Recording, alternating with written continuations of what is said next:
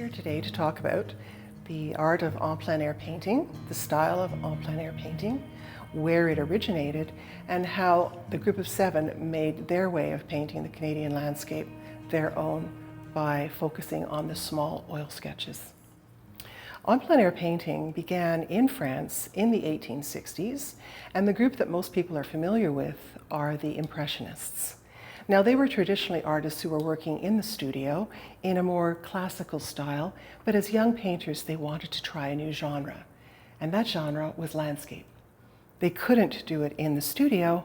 They had to go outside of the studio and experience the freshness, the light, the feeling of being in the open air.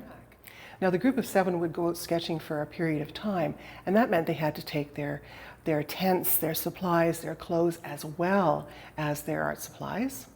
You had to contend with the changing weather, and that could be rain, snow, sleet, hail, wind, what have you, fog suddenly appearing. In the summer, the continuous supply of insects.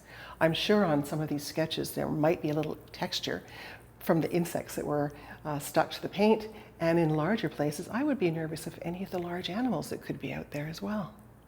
And when they went on a big painting excursion, they would take several panels, they would do a sketch very quickly in oil and slip it into these little panels so they could do an average of 2 to 3 a day. So that was something that they tweaked to make it more easy to sketch where they were and to travel the way they traveled, by train. And once they got off the train, they had to walk. They could have been on snowshoes, they could have been on skis, they could have been, and then of course many paintings were done from the canoes, especially the paintings of Tom Thomson.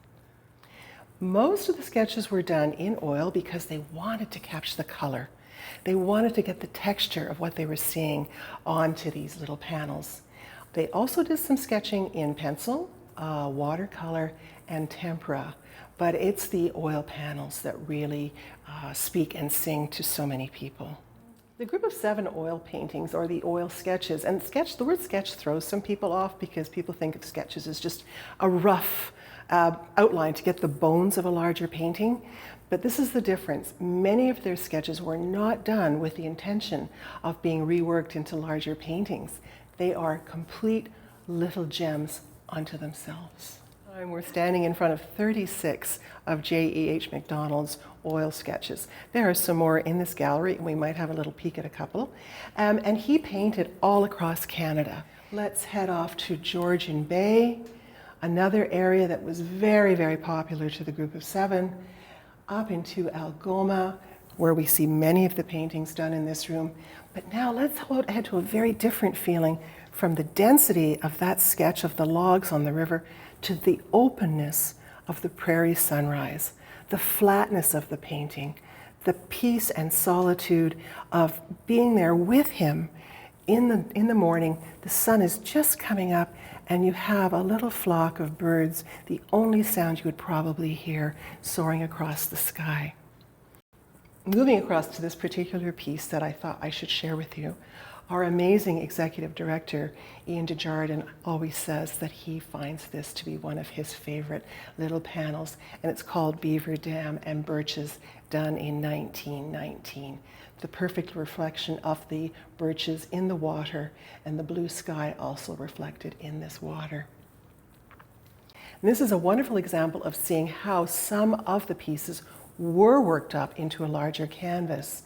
So the painting closest to me, Leaves in the Brook, 1918, done in Algoma, done on location. Look at the quick gestural work, and look at the focused feeling of this little brook and the leaves floating along in it as they go past you. And again, if you imagine you're there with him, you can hear the sound of the brook, and you can imagine the scent of the little stream and the greenery around you. Back in the studio, he worked it up in 1919 to the larger canvas. Not a hugely large canvas, but same sketch, but he had more space in which to enlarge the topic or the subject that he was doing. Not too many changes. Some changes in a sketch to a finished canvas are quite large, but his are fairly similar, maybe a little duller in color, than what you saw on location. And as I mentioned, the idea of getting oil paint caught that color.